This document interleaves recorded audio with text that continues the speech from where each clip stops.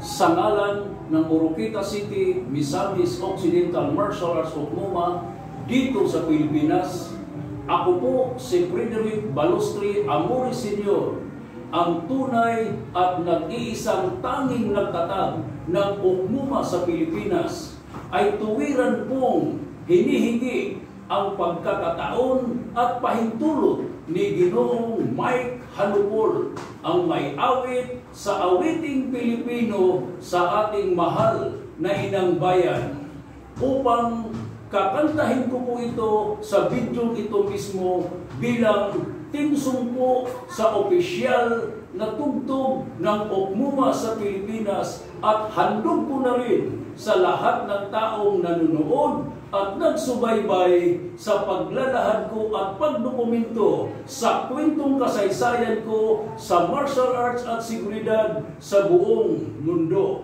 Dahil ang nilalaman o lyrics sa awiting Pilipino ay siya ring nangyayari o nagaganap o nahitabo sa mundo ng martial arts at seguridad ng ating mahal na bayang Pilipinas. Mr. Mike Hanupol, please forgive me to sing Awiting Pilipino now. Thank you so much.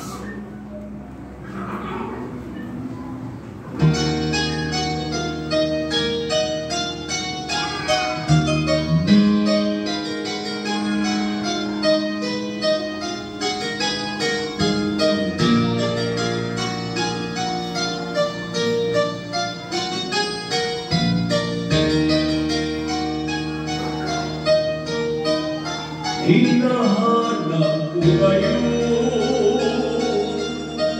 ang tunay na damdamin.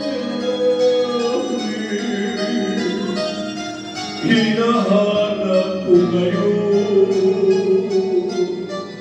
ang tunay na sarili. Ang damdamin Pilipino,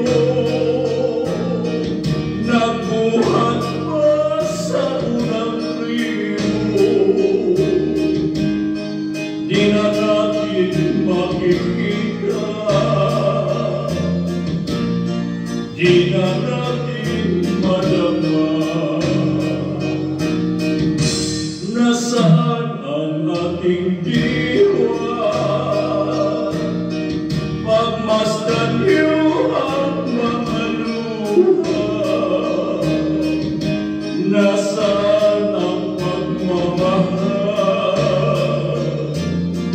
Pagmamahal sa sarili wika.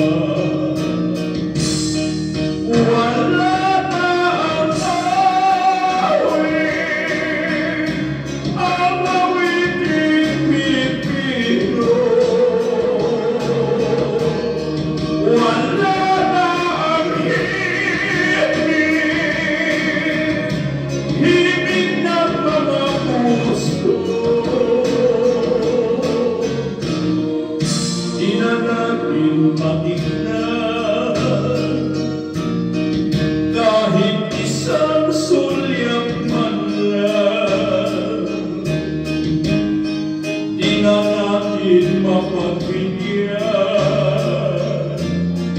pati na ang sariling bayan. Subukan niyo naman